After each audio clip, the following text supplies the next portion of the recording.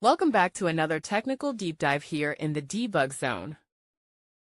Today we're tackling a big question and breaking it down with insights from other users. Hopefully this clears up some misconceptions and helps you get the answer you need. So buckle up, stay a little curious, and let's jump right in.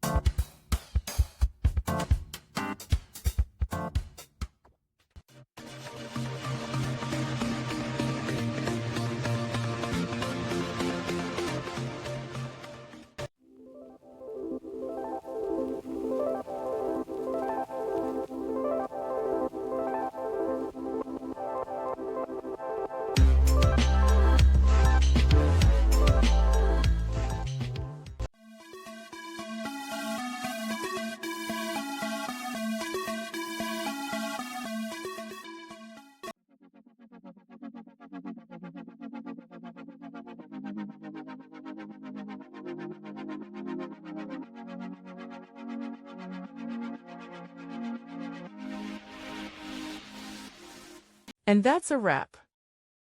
I hope you found the answer you were looking for. If you did, take a second to hit that subscribe button. It really helps out. And let me know in the comments which solution worked best for you. See you next time in the debug zone.